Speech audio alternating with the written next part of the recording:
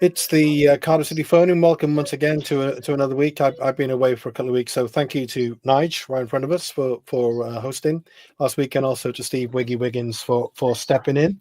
So we got a first timer on the panel tonight, Pan of Bluebird Corner. Hello, Pan. How you doing? Thanks hello, Steve. Yeah, thanks for having me on. Very good, thanks. We were just having a chat about your Greek heritage and stories about Taki Mikolev and platform heels were knocking about, but we'll leave that for people to imagine. But thanks for being here, and also, of course, Nigel Blues, as I said, and Steve Thomas for coming on. Steve's only young because he's retired now. He's got nothing better to do, so lucky boy. Pan, I'll come to you first as a first timer on the show. Obviously, on the weekend, first defeat. First goal from open play for something like, I don't know, 10 hours or something crazy. What a goal that was, by the way. We didn't, I suppose we didn't really get stuffed on chances, but well beaten. And is it a case of Bradford being better than we expected? Were we poor on the day? How did you read it? Yeah, I think it was a bit of both, Steve. I think I ran a podcast, Bluebird Corner, and we did one on Saturday after the match, and most of the people comments were from Bradford fans on the way back, saying they weren't expecting to win. They were expecting us to win. I predicted sort of a draw before the game. I thought, Bradford, they play counter-attacking football. They've got a very effective front three. And their fans have said they've exceeded expectations. I think we would have said we've exceeded expectations. I don't think in our history we've had a run of 10 unbeaten in 125 years at the start of the season. So, obviously it was going to come eventually. I mean, if you actually look at the goals and, when you're watching it live and then you sort of do emotional podcast afterwards, you sort of see it in a different way. But if you look at the game afterwards, you notice, like for the first goal, that Willock didn't defend that corner. He should have been on that man immediately.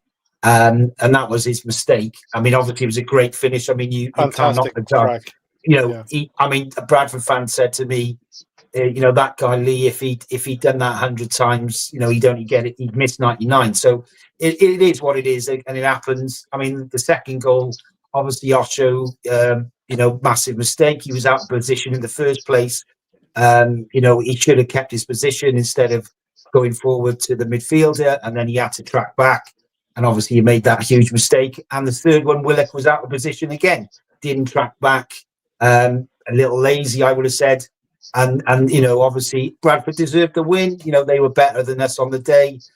We had an off day. I think 90% of the players were poor. We just couldn't pass the ball. We did have a lot of opportunity though, and I think when you look at the game, we could have easily drawn that 3-3. So it's not as if we couldn't. As the man just said, we created chances. Turnbull was unlucky.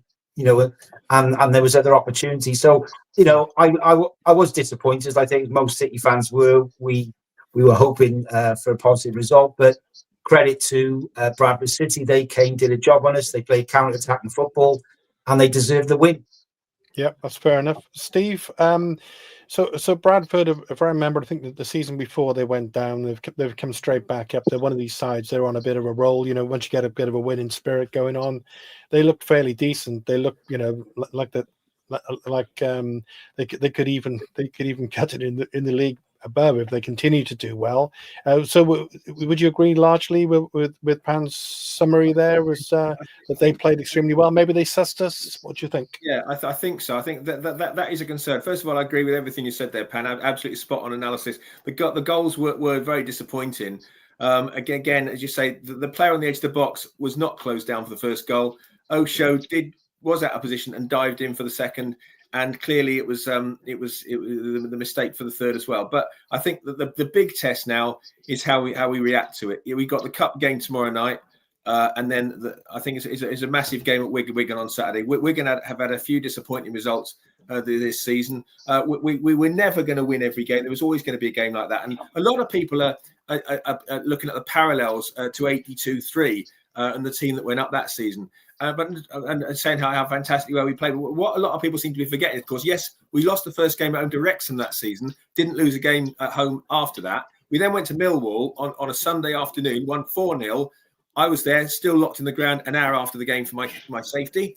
And then the Tuesday after that, so the Wednesday after that, we then lost 4-0 away to Orient. So we didn't start off too well that season, yet it ended up fantastic. So I'm thinking, it's very much about how we bounce back now, particularly at Wigan on Saturday.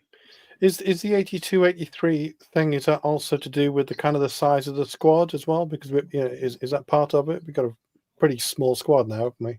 Yes. I think that's complaining about the players we brought in, the lack of players we brought in this season. Back then, of course, the only player we signed was Jimmy Mullen for 10,000 at the start of that season. Obviously we brought the likes of Bob Hatton in during the season, and Eric Steele came on loan, the goalkeeper from Watford, who did that fantastic save at Fratton Park away that season as well. Sorry, we're talking about now, aren't we? Not going back to 82-83. But I think there's a lot of parallels there, and we really just got to stick with things. Brian Barry Murphy has started off really well, obviously, stating the obvious, but teams are going to work out how to play against us. They're going to look at the videos, they're going to look at how we've done, and they're going to think, actually, first of all, how do we stop Cardiff playing? And now a big test for BBM is how he reacts to that. Yeah. Nige, reading what Brian said after the game, he was talking about a bit of naivety on the part of the players, and like you said, we had a number of chances and this, but he also, again, to reinforce what Steve said, and by the way, the comment from Jamie is relevant, I think it's on the screen at the moment, is about it's how do we react, how do we bounce back? Is it just a blip? Have we we're still well up there, aren't we? We've got a game in hand, we won that, we're top again, Absolutely. I mean, if someone said to us a few weeks ago, we'll start the season, be fourth, a game in hand that could take us top, and we'd be averaging 2 points a game, we'd be delighted, wouldn't we? So we're going to have blips. The young players, there is a bit of naivety. The thing that just worries me a little bit, I think teams are working out how to disrupt us, and we saw that at Stockport last week. And it's quite simple, really. If they go aggressive against us, we are found a little bit wanting at the moment, and that's a little bit of a concern for me. Bradford were brilliant at counter-attacking, and that's one thing we're not so clever at, because we want to do this patient pass around, find the gap, and we're not direct or incisive enough at times. And ultimately, I think that game was decided by Bradford's wide men being a lot better and a lot more effective than ours, and their goals came from that, didn't they? So there's things to work out, but I thought they disrupted us straight from the toss of the coin, making us change ends, didn't they? And they just did everything. Actually, that's the first time I've seen that for ages. I think they did everything to put us off our stride, and they did it very effectively. Their game management was superb as well, and unfortunately we were found wanted on the day, but we'll learn from that. And I think with Barry Murphy and his players, there's a couple of changes. I'm sure we'll all agree a couple of things need to be changed there. But they've got great opportunity to bounce straight back, haven't they, with the games coming up at Wigan on the weekend, and then at home to Burton next week. Unfortunately, I think we've got a game tomorrow that we all think we can do without, but we are where we are. It's another season. So it would have been maybe quite a nice game, but maybe not right now. What about the comment on the screen there? No panic, no need to overreact. Good start. Again, is that essentially how you see it as well? Are you fairly, kind of sanguine about it? We're gonna lose now and again, aren't we? Yeah, I'm very relaxed about it, Steve. I mean, we're not like the Invincibles of Arsenal or something, and we're not going to go unbeaten all season. We're not going to do a Birmingham. No team was going to do a Birmingham this year. I mean, I predicted before we signed the players we did, especially Trott, that we'd be lucky to finish in the playoffs based on what I've seen last season. We were the worst team, in the championship, and obviously the new manager's come in. He's imposed his style and given a lot of the young lads an opportunity and given them confidence. I can't remember a time where we've gotten enough half the squad who are through the academy, so it's a special time in that regards. And I'm optimistic, looking forward to the rest of the season. I mean, I know it's a free hit against Burnley on Wednesday. I'm not expecting anything from that, I've got to be honest with you, but you never know. The last time we beat them is in 2008, and they've played 17 games since we haven't beaten them at their place. It's not an easy place to go. I've been there a couple of times, and they're quite passionate fans. So we'll be up against it on Wednesday, but the bread and butter is all about Wigan on Saturday, and trying to get back, even at points you know, and then Burton the following midweek game. You can get 4 points from those two. You know, everything's rosy again. I think it's tomorrow, isn't it? The Burnley Is it match? tomorrow? Is it Tuesday? Yeah, Is it? I think so. Yeah. Yeah. Not that it makes well, it doesn't make much of a difference. But Pan, what do you think about? I found with you know, I love calling BBM. It's great to have something you can give initials for, but the fact that he's largely, to a large extent, kind of stuck with winning teams, etc. Do you see a lot of changes tomorrow? So we haven't got a massive squad. So there'll be a lot of youngsters maybe. I don't know the injury situation. I thought Capacchio's got a heel injury. Lawler's got a slight groin. So I would have thought Oshu would have been. I mean, I thought Oshu in the second half was very good. You know, he made that error, you know, in the first half, and he could have cracked for his home debut. I think he did very well in the second half. Credit to the lad, you know, recovered. So I'd like to see him start. And I think, you know, in terms of energy, probably he'll play. Turner will be in. Yes, I would have thought so. Maybe with young Higgs on the bench, because it should be Robertson should be back and in there, and maybe Robinson. So I wouldn't be surprised if there's quite a few changes, maybe 6 or 7. I mean, what I would say about the manager is he's not like you know, some of our previous managers. He hasn't taken these cup games where I'd say seriously. I mean, I know he'd been in the final of the League Cup, etc. In not so long ago, but you know, we've got a pretty poor record in the League Cup. We've only been in the 4th round a few times in 65 attempts, so we haven't really taken it that seriously. But I think the manager, from what I've seen in these cup games, you know, he wants to win every game, and I think I like that. So whatever side he puts out, you know, we'll want to impose our style. But yeah, I'd imagine 6 or 7 changes myself. Yeah, I wonder, Steve, what it would take for you know, any criticism of BBM, really, because you know, we as Pan said, you know, we came safely last season, you know, well and truly relegated. We got a young squad, which is lovely to see. We haven't you know, brought in a lot of new players, but he seems to refreshed us, and you know, the whole club just seems kind of rejuvenated, and just a more of an exciting experience altogether. Being a fan of Cardiff City at the moment, it would take a fairly significant bump in the road, I would have thought, for fans to start turning. Would you say, Steve?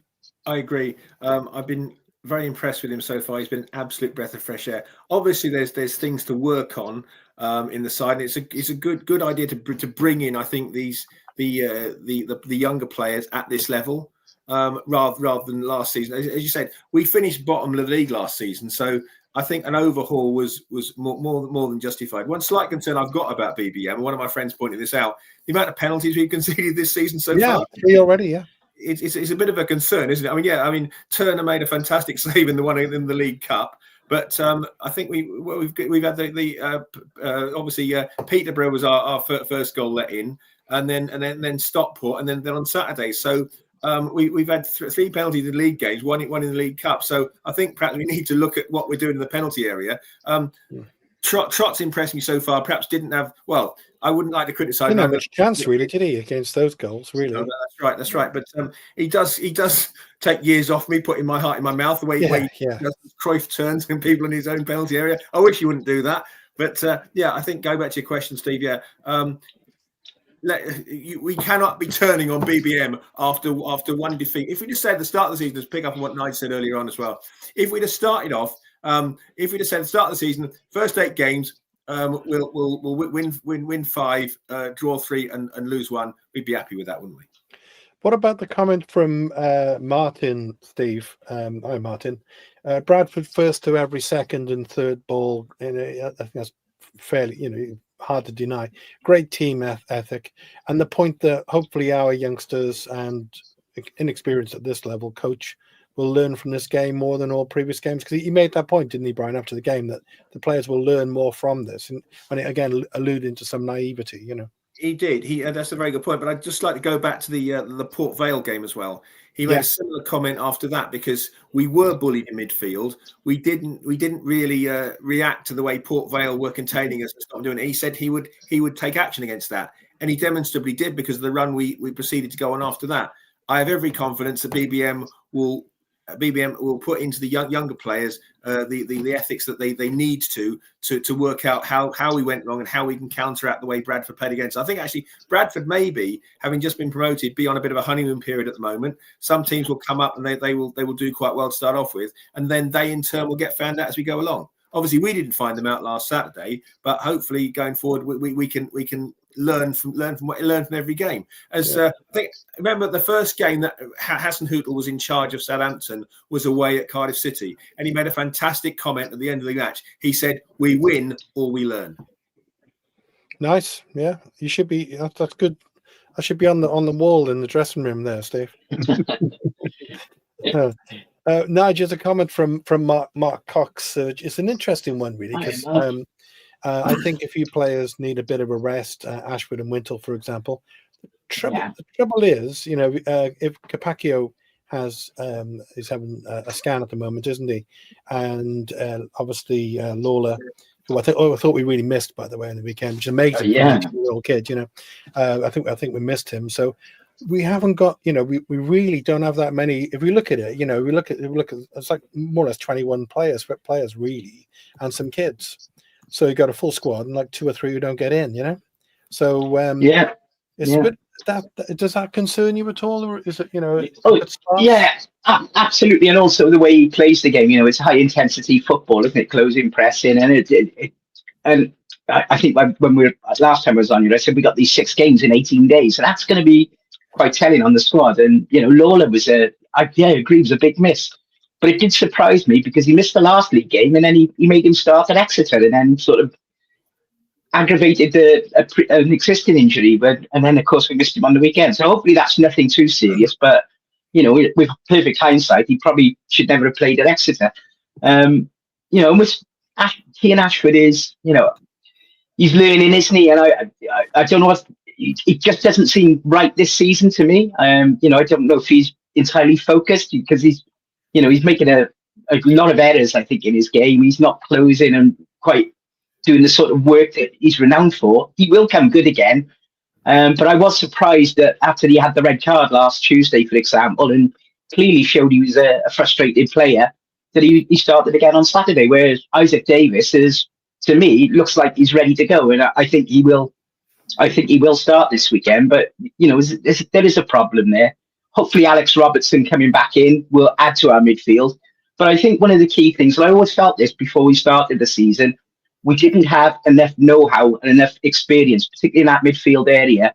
And when you looked at the Bradford number 6, Max Power, he basically bossed that game on Saturday, and he bossed all his team around him as well. And that's the sort of individual that I think we needed. He knows League One, he knows the level, he knows what it takes, he knows how to organise a team. And it's that sort of personality. And Graham Kavanagh was down for a meeting on Friday night, wasn't he, with City fan? It's that sort of player that I think we're missing. Maybe Chambers, at times last season, showed that he might be the player to do that this season. But again, at the moment, he seems to be off it at the moment. So we need some of these players to find their form. We're having some early season jitters. But yeah, there is a problem with that squad. And, some people could even argue, would it be good if we just held on to Andy Remoter for a while, because he can fill in a number of these utility positions, but we haven't.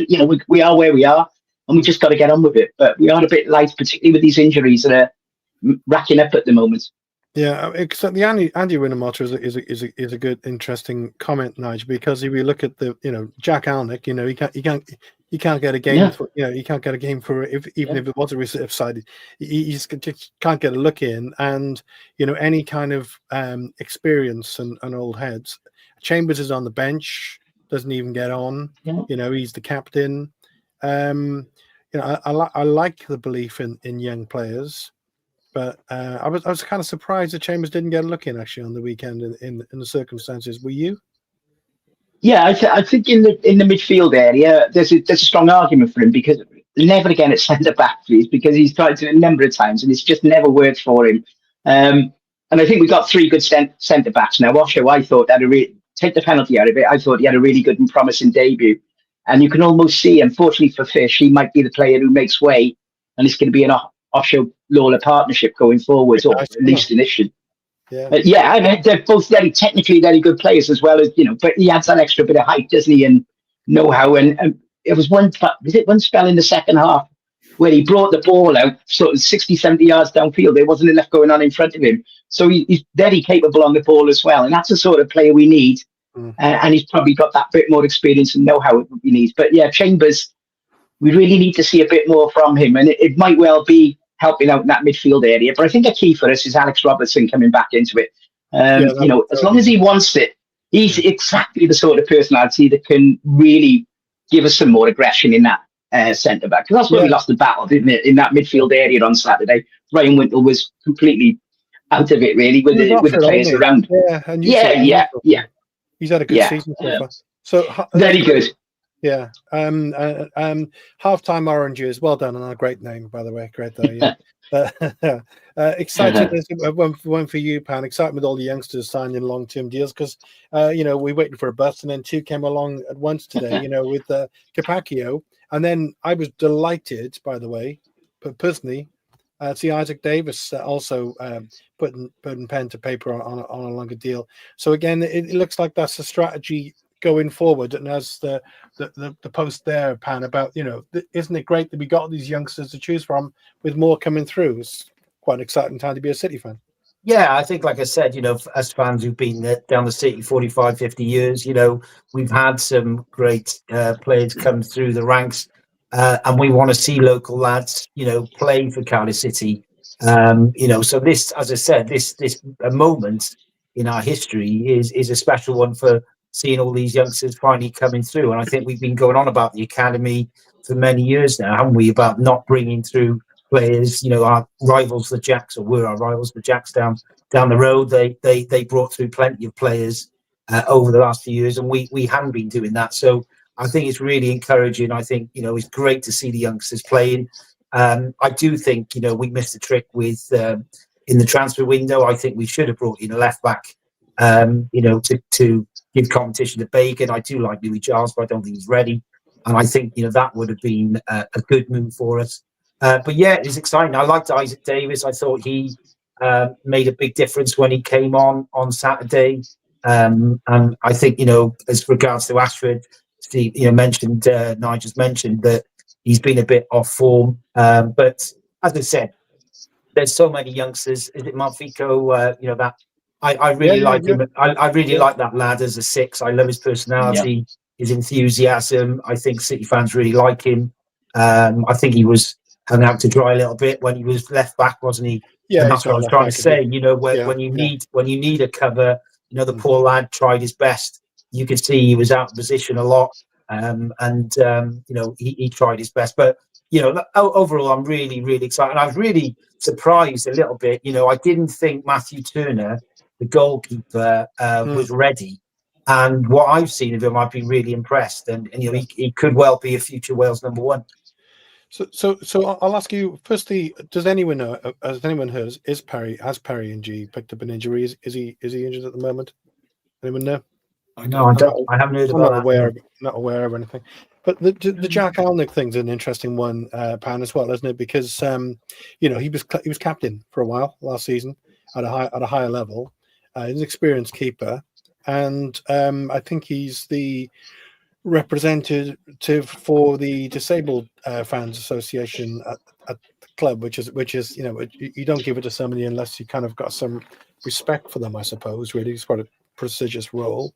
Any surprises for you that he just literally, young Higgs is getting picked ahead of him? He's just basically being totally cold-shouldered. Well, I mean, my own view last season, I don't know what other fans think, in terms of Hobart and Alnwick. I thought they were both culpable in many ways for different reasons. I mean, I know Alnwick was really good at the penalty shootouts, in terms of shot stopping. I thought he was very, very good with the ball at his feet. But there were a lot of, goals that we conceded when he was in goal.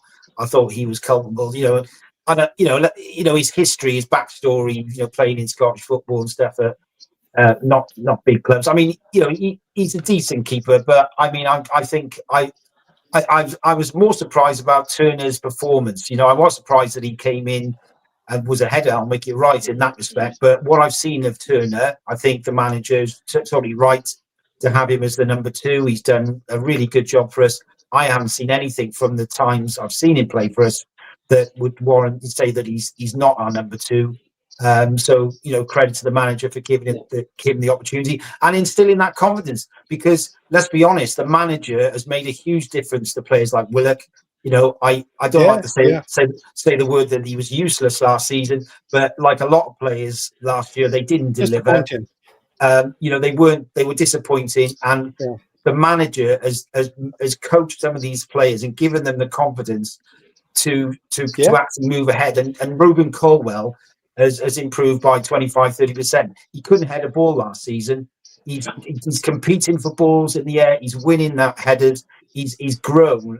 He's maturing. And he's had a lot of criticism. I criticised him a lot over the years. He's been there a long time. He needs to deliver. And I think, he didn't have a great game on Saturday, but overall, he's been one of our star players. So it's really encouraging to see our local lads, develop and show what they can do. And Steve, with Ruben, would you? Because going back to what Mark Cox says here, Bradford game management was impressive. I mean, I was trying to think. They kind of really thought it out. They really kind of, if we were going to play Cardiff City, that was the way to do it, I think. Do you think they just did a number on Ruben? Do you think they're kind of trying to mark him out of the game, Steve? I'm reminded a little bit of the Luton away game last season when we were on quite a good run at the time, and then Luton seemed to work out that everything was going through Ruben, so they stopped him playing. I'd hazard the opinion that something similar happened on Saturday. In that, as Bradford would look at it, these teams now, I think, are not going to come to Cardiff City Stadium and roll over like the likes of Plymouth and Rotherham did. The 3-0 and 4-0. It was just a question in both games of how many we were going to get, really. Yeah. Whereas Bradford, the first team to actually work out how to potentially stop us playing, and that's my concern. To go back on the point I made earlier on, this is the biggest test now on Saturday. When we go back to the league action against Wigan, how do we react to it? I'd like to think we're going to react how we did before when we got promoted under Warner, whereby we would have a couple of bad results and then we would push on and not lose the next 5 or 6 games. Remember, we had a good run at the start of that season. We remember beating Wolves and beating Villa, and then we went to Preston and we got seriously hammered at Preston, and yet we bounced back straight away. And I want BBM to show that he can do that this weekend. Can I just say, Steve, you mentioned in the preliminary conversation your fantastic idea of writing a book about your travels as a Cardiff City fan. I must say, I look forward to that, because you obviously got some great stories there, and that'd be good fun. And you got no excuse not to write it now. You got plenty of time. Come on, sort it out. Did anyone, by the way, I don't know anyone on the panel, but if anyone listening or watching the show, if anyone went to the Graham Kavanagh night for Cardiff City World, well done again to Simon Willis of Ace Podcast Nation, a fantastic event, or to BBM's visit to Bargoed, not top of the global destinations for football managers, to be honest. But if anyone was at either, I'd love to know how those things went. And it's the first time, I think, Nigel, we've had something like that since Errol. Remember Errol when I did that event? The Turkish media were all over it, weren't they? Did, and when he first came, he was going in the Queen's Vaults, wasn't he, on Westgate Street as well, popping in for a pint of Stella. But yeah, it's funny for managers to do that, isn't it? Don't you think? Sorry. Oh, absolutely, yeah. I mean, the first one BBM did was my local in Barry, and I seem to be the only person here who didn't know about it. I go there 3 times a week. No one told me. I don't know what that means. They're probably trying to tell me something. But I think it was arranged through a brewery. It's rather than Cardiff City.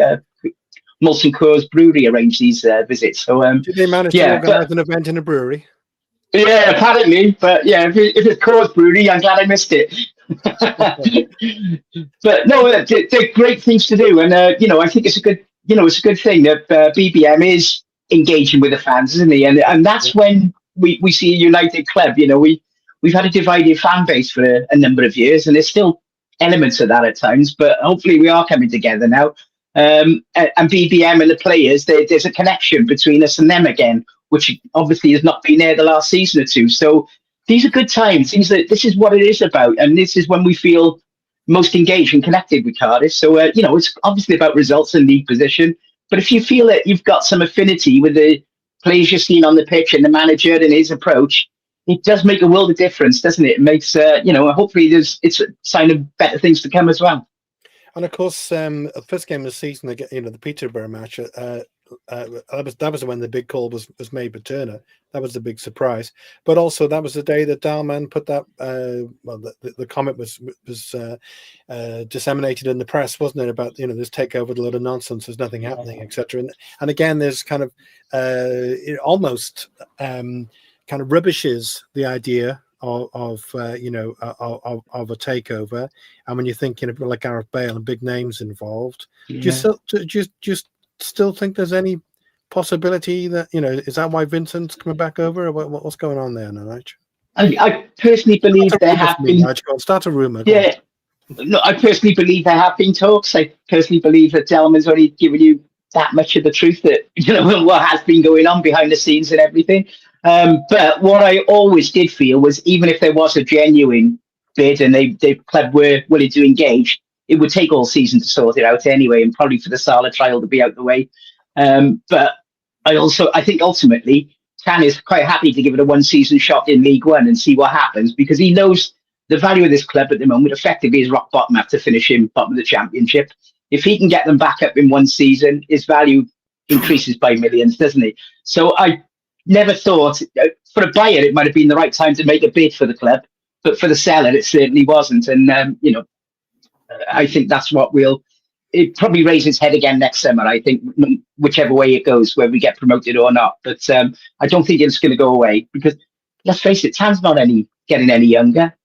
He can't keep putting money into this club for not seeing a return on it. So there has to be a point of day of reckoning sooner rather than later, I would say. So Pan, there's a comment here, and Pan's visiting apparently to remark on work stopping on the new training ground. I mean that has been in the press today that is going to happen, which is kind of interesting, really. I wonder why that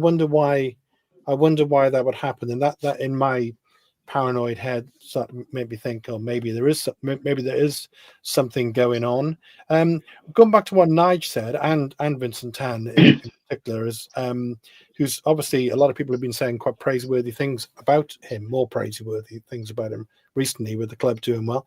And then he got Chu, grinning and smiling away and signing 4-year contracts with players. And are we starting to turn the corner as a club, do you think, Pan, in terms of trying to improve the relationship with the fan base, and such events as the manager going out and about, and do you see any kind of overt signs of that going on? Because it would be good.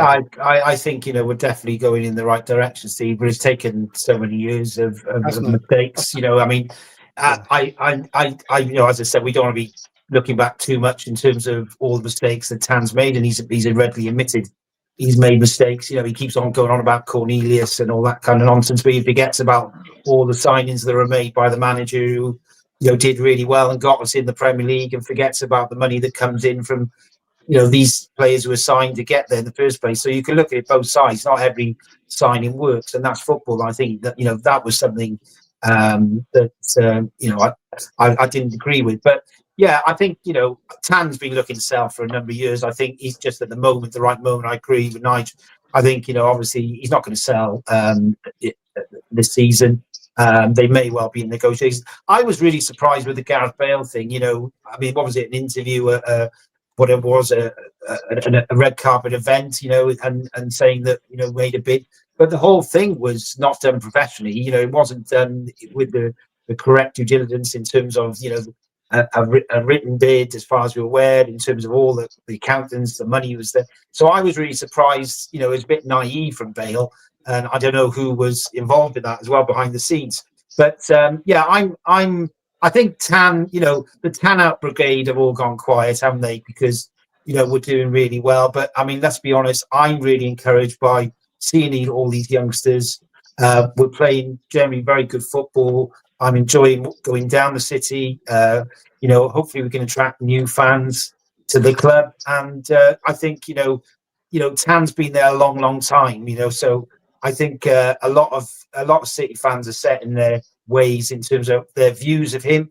But if we get promoted to the Championship, who knows what's going to happen? Maybe he looks at it and thinks, wow, we've got a squad that's worth 70, 80 million now. Ruben Colwell could be worth X amount. You've got Lawler, who's been supposedly looked at by a number of clubs, Capacchio and players like that. So, we've had a transfer model that hasn't been great, is it, in terms of buying players on huge contracts. You've got all these youngsters now on contracts that obviously we don't want to get rid of them, but this is the model, isn't it? You bring youngsters through, you develop them, and if you can make 10, 50 million quid from some of them and reinvest that money, that's a good model. Look at the Brighton ownership model. Look at Brentford. They got it right. But I don't think Tam will be with us in a year or two. But who knows? And Steve, going back to what Pan just said then about bringing a sense of excitement, and you want to be at the stadium again, which wasn't always the case. Let's face it, last season or recently, shall we say? How much do you think it is? How much would you imagine or envisage it is, Steve, for an asset for the club to have those young players and to bring young fans in who want to emulate those players and inspired by those youngsters, representing Cardiff City Football Club? Yeah, there's a lot to be said for that. I think the time, as I said earlier, the time is right to bring those young players through now. They've done very well, I think, to tie some significantly promising players in Isaac and Dylan to long contracts, and Capacchio as well. Of course, they've done really well in that. But I think just to go back to the takeover moment, the one thing I do want to say, just basics in respect of a takeover, you've got to have a willing buyer and a willing seller. At the moment, we clearly don't have a willing seller, so. Yeah. There may be that pressure can be bought if that's what people want to do on the owner at the moment. But at the moment, I don't think he, as Nigel said, at the moment any price received will be rock bottom, and I think it is a one season hit. See if we can move forward, because the value of the club will rocket if we've got these promising players. If we are getting well ahead of myself here, if we can get promoted and we can make a decent start next season, it's going to be a far more attractive proposition to sell. So what about the idea of the training ground being kind of postponed? It's something that's difficult to have a positive spin on, really, isn't it? Because if you're going to move forward, having your own home training ground has got to be a good thing. I mean, obviously the facilities at the Vale are fantastic. However, it's far better to have their own. I'd be interested to know what comes out about this. And Nigel, on the back of that, I don't think Vincent Tan's been in the ground for like over a year. Yeah. And all of a sudden he's flying in. So is this again part of a charm offensive? I guess so. It depends when he comes. They could be talking about the January window, all sorts of things. The training ground is disappointing, and I understand what they're saying about the finances and the budget's affected. But ultimately, a training ground is a property and an asset. So whatever it's going to cost to deliver that training ground increases the value of the overall asset of the club as well. So yeah. And let's not forget, where we're now seeing the value of this club is in the youngsters we're bringing through in the academy. So why would you not want to upgrade, the facilities that produces the next generation of talent? So it's a bit disappointing, but you have got to cut your cloth as well when you get relegated, haven't you? So, but with Tan coming over, I think he's just thinking maybe the times are better and it's safer for him to come and visit the ground, and certainly it would have been last season. Who knows? And of course, he's got business interests in London, hasn't he? So it may well be he's just popping over to deal with his car dealership and let's take in the game while he's here.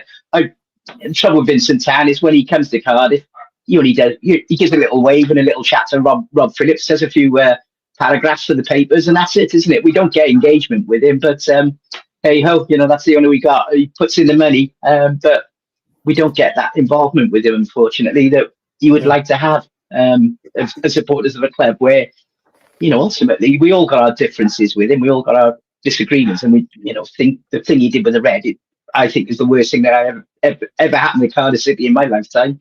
But you can't deny that he has been a good investor and a good backer of the club. Unfortunately, a lot of that investment has been awful. All that money's put in, and we're in a worse, same position as when he came in 15 years ago, or worse position actually. Yeah. But, hey, we are where we are.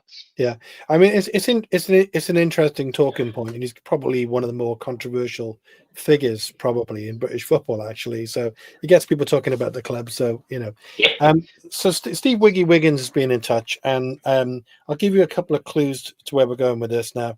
It might be something that I've said many zillions of times, because I'm really old fashioned in my opinions of football, right?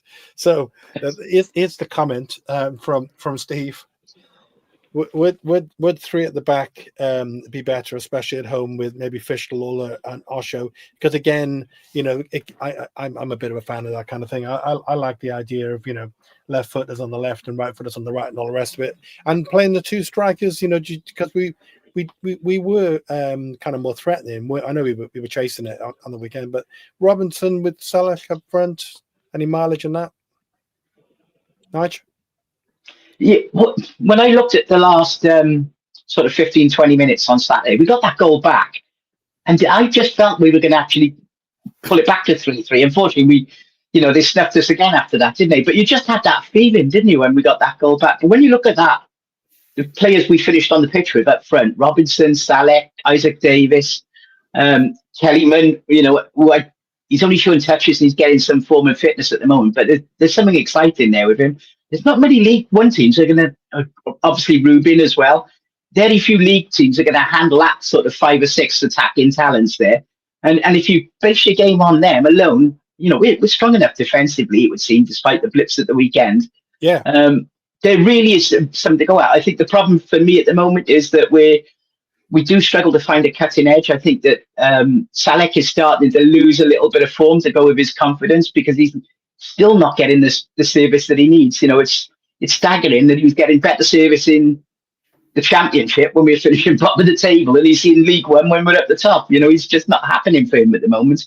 And obviously, we're getting used to a new style of football, but it still feels at times that, when you look at how Bradford counter-attacked on the weekend and made as many chances as us, whereas we've been far more elaborate and sometimes sort of checking out, playing it back, recycling the ball, etc., etc. It's a good thing to do, but ultimately there has to be an end product of that. And to me, even though we have more chances on Saturday, we're still not delivering enough of that. And there's a bit of work to be done there, but the talent is there, undoubtedly. Yeah, and it's too early to say, maybe, Pan, with Kellyman, because we've only seen a little bit of it. I think it was not £19 million player, wasn't he? Something crazy. He hasn't played many games, Steve. So you can't knock the lad. He hasn't played much. Yeah, he hasn't played much football at all. So we're you can't expect much off him. I think it'll take him 3-4 weeks. To get up to speed. He'll have to play. I think he'll have to play against Burnley. Well, I hope he plays against Burnley. He just needs matches, doesn't he? But I think, going back to what I said about we missed a trick with the left back with Bagan to get cover. With Tanner out injured, I think with Isaac Davis, who's obviously on form when he deserves a start. And you've got Willock, who in the main has been one of our best players. Well, they're both really normally or naturally on that left-hand side. So in what we said there in terms of playing three at the back, I like the idea of Osher because he can play right side.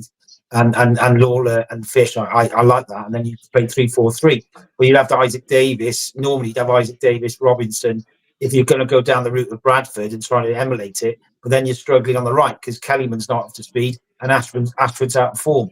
So that is a slight concern on the right-hand side because, as I said, with Ashford and Kellyman, for different reasons, we're not in a great place as far as I'm concerned on that right side. There's some inconsistency there. But yeah, I think it's good to have. I mean, BBM, he's been well schooled, haven't he, as a Manchester City. We talk about systems and all that. It's about the players at the end of the day. And look, and I keep on saying, going back to the Bradford game, we made critical errors in that game in terms of Willock not picking up the guy who scored the first, Willock not picking up the guy who scored the third, and Austria making a mistake. So that's their 3 goals, and there you are. So these kind of things. And what some of the fans have been saying on is absolutely right. Bradford's tenacity in that game, they really, the manager's got to be given great credit for the way he set up that side, the type of players he's recruited. But they lost to Doncaster 3-1, and so this is the league it is. There's not going to be one outstanding team, I believe, like a Birmingham. there's going to be 4 or 5. And I've said at the beginning of the season in the podcast that the best manager, in my view, before BBM came in, obviously, was Dave Challoner, because I think he's outstanding in lower leagues. And Stockport will be thereabouts coming the end of the season as well. Well, tell us a little bit about Bluebird Corner, from one podcasty person to another. Yeah, well, I've been doing it for, I've been helping Si out, when he asked me a year ago. I've been going around the city since 1980. And I thought, well, I'll set my own. And we've only been going 3 months, and we're on track for 1,000 subscribers by the end of the season. We've had 50,000 views. We did really well on the post-match game on Saturday, nearly 2,000 views. A lot of them from Bradford guys who were coming back on the coach. Yeah. They were quite complimentary, and they were a great bunch. We're doing a few podcasts in the week, mainly about the matches. I'm doing a podcast every season, going back from 1980. We do that on a Tuesday night, so that's really good. And it's just when you've got a bit more time on your hands, you can do these kind of things. Are you listening, Steve? I haven't. Put me on the spot there. We got just to let you know, do a little plug. We got a great competition. Anyone who does subscribe for free this month, you're in a great draw. We're doing a draw on the 1st of October where you can win free travel to a city match of your choice, October, November, December on a coach. So if you do subscribe for free, we're going to do that draw beginning of October. So a lot of fans who do travel away, it's expensive, but we'll pay for your travel and a mate for any fixture up until the end of the year. Nice one, and good luck with it. And thanks for coming on. And CardiffCityWorld is just a great idea. It's a lovely idea.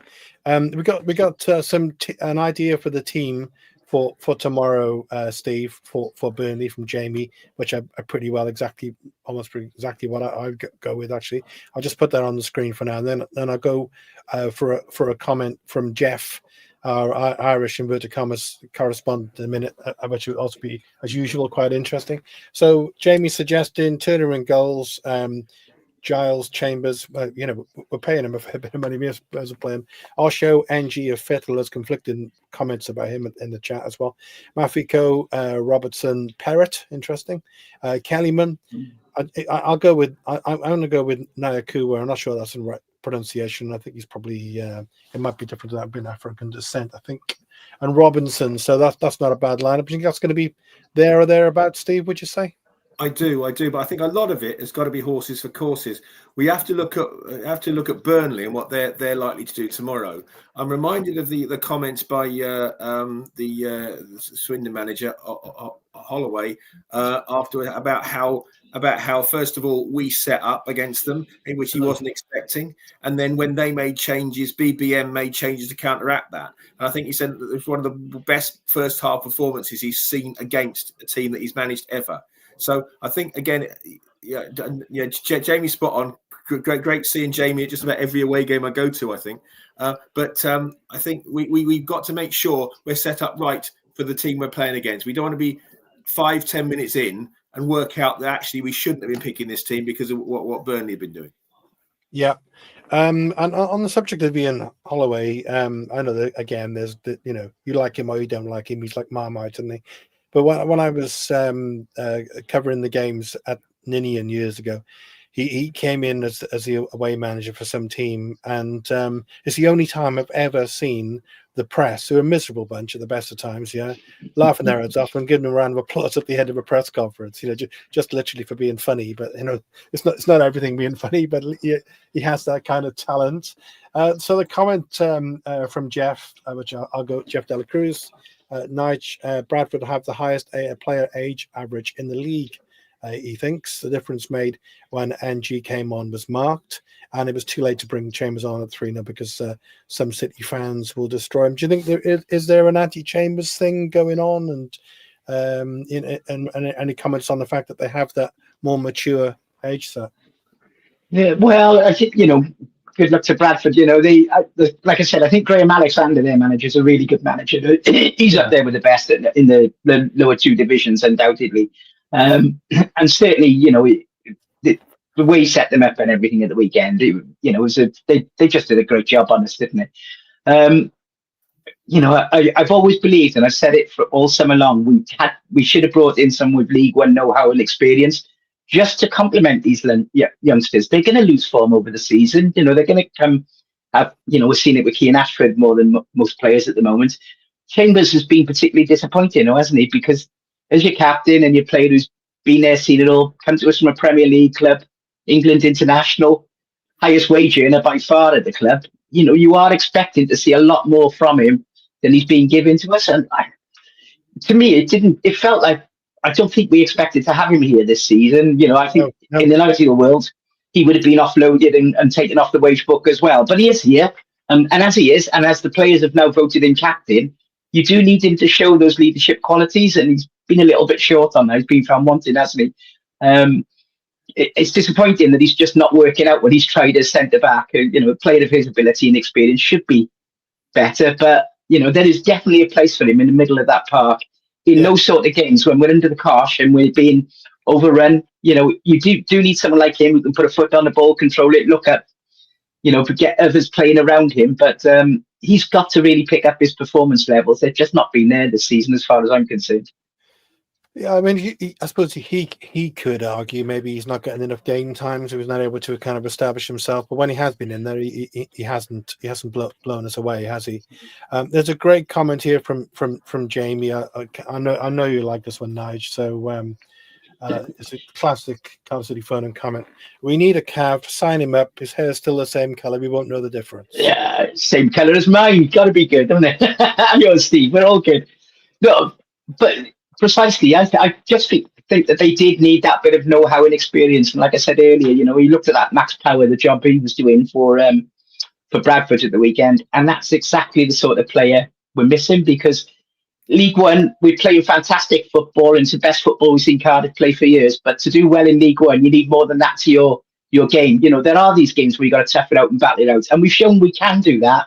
Under the cosh at Port Vale and Stockport, we hung in there and found a way to get a result. But it's these big physical games where, we saw it. Stockport was a struggle, Port Vale was a struggle, Saturday was a struggle, even though the goals went in the way they did. And it's just when we're in these big physical games and teams get aggressive with us, we're just not quite there at the moment. And I think they will learn and get more experience over the season. But if you had that sort of personality player, it would help us a lot. We're just lacking that at the moment, I would say. Should we just Aaron Ramsey would have been fantastic for us, wouldn't he? If he'd had around this season, the influence of him. But yeah. Well, we're talking about not so much about Aaron Ramsey, but the idea of an experienced player. Cav for me was one. I've got a pound on this in a second, but for me, because you started watching 1980 or whatever, he's one of the best midfield generals I can remember in my time watching the club. Any quick comments on Graham Kavanagh, Pan? Yeah, he was a great player for City, wasn't he? He's a leader, and when you look at the City's team, Cardiff City team, and I'm maybe we're a bit old school, like you need that leader in the team, and I think you're right with Chambers. I think he's been a bit unlucky. I think Wintle did reasonably well when he was on loan at Millwall. I wasn't impressed with him when he was with us before that, when he first came with us, Wintle, and that's I think when he left the club to go on loan. He's come back and he's done a really good job. And I think Chambers is a good six, but obviously Wintle's done very well, so you're not going to drop him. But yeah, Graham Kavanagh, City legend. Yeah, Steve, anything to add to that? Yeah, memories of Cav, absolutely fantastic leader on the pitch. Never forget the free kick against Leeds. Yeah. Game, as well as the one at the start of the season. We were first back in the old championship at Nottingham Forest away. Very, very good for me that we went there and won. So such a shame. To digress slightly. Such a shame. Forest got promoted after 7 consecutive league games at the league City ground. Going back as well, if I can, please, to Chambers. I think a bit like Willock, he needs a couple of good performances. I mean, a lot of the comments you'd see about Willock were they weren't very pleasant at all. However, scored the fantastic goal at Luton, and I think one of the problems, to go back to the points about Salek as well, is he's just not been getting the service. The one decent ball he had in against Stockport, he scored. I mean, I was behind the goal for that. I could see how he had a quick glance behind him. He saw the goalkeeper was in no man's land and fantastically guided it past him. And he did, of course, hit the woodwork on Saturday as well. So I think he's still worthy of his place in the side. I wouldn't want to change. I wouldn't want to change too much as a knee-jerk reaction to losing on Saturday. I think we just need to keep the faith and back BBM. And the nice use of the keep the faith. It's always good to get one of those in. Yeah. And Nige, Graham Kavanagh, right up there for you as well. Oh, undoubtedly, yeah. I mean, I can remember he scored a goal at Crystal Palace, which few remember, but it was one of the best goals I ever seen Cardiff score. I think we were down to 10 or 9 men at the time. Might have been down to 9 players. And he scored a 35-yarder there that equalised. We ended up losing that day, but that goal was something else. But I think if you look back at that team that got us up out of this division last time is via the playoffs, the players that we had, the characters that we had, we had Leggy, didn't we? As well as Cav and Scott Young and those sort of players. So we had a blend of youth and experience. We had Ernie coming through and things like that going on. So for me, I think that's the missing piece to the jigsaw. And we might just have to get by until January. But I think when we get to January, we do need to get in something that will, just complement these youngsters, because it's a tough season for them. We've said on the show before, they're going to play 55 games of all these cup matches. And the boys who are in the Welsh squads, they're going to play up to 60 games. That is attritional for, hardened players, but never mind sort of teenagers or early 20s players in their first full season of football, still learning the game on the job. So, there has to be, we're going to have these hiccups and ups and downs, bumps in the road. That's going to be natural. The trick is, as we're all saying, it's how you recover from it. And hopefully we'll see the good signs come back this weekend. I do think it's just a bit of a blip on Saturday, and they will get over this. But it's a test of character now, isn't it? The next week for them. Yeah, my only slight worry is with youngsters playing at Division 1 level, which is the old League 3 kind of thing. There will be some hardened battlers that are going to put the boot in and try and bully us. It is going to happen, but like you say, it's about how we react to that. And we got a great set of kids, so I'm sure we'll be fine. So looking forward to firstly, well, we do a double whammy here. Burnley tomorrow, and then we're going to weigh 2 tough Oop North games. Pan, you got any predictions? Yeah, my head would say one thing, my heart's another. So I if I'm being sensible, I'm going to go Burnley 3, City 0, and 1-1 draw against Wigan. Okay, but thanks for coming on anyway. Yep, no problem. Steve, what do you think? Steve, I like Pan. I'm possibly going more with my heart than my head. I think I'm going to go for a late night tomorrow night, win on penalties after a draw against Burnley, possibly 0-0 or 1-1. Saturday, I think it'll be a hard-fought game, but we'll scrape it. We may not deserve it, but we'll scrape it 1-0 or 2-1 on Saturday. Okay, are you going up tomorrow, Steve? I'm not going up tomorrow, but I'm going up on Saturday. Okay, and Nige. I'm more in the Steve camp, I think. I just think the fact that these cup games are 90-minute matches and there's no replays, it denigrates the cup, but it does mean we've got a chance. If we can do well in the first half hour, it's an open game, and if they score, we can try and get one back. And there's a chance we'll take it on. I think we'll either lose 2-3-0 or we'll take it on penalties. But I do fancy us for a win at Wigan, 1 or 2-0. Okay, fair enough. Well, I hope you're right with that, and I hope we're back on track. Thanks all for being on the show tonight. Speak to you soon. Cheers. Thank you. Thank you. Cheers, everyone. Rascal Beats. For your Caesar, Cardiff City, right with me for your Caesar.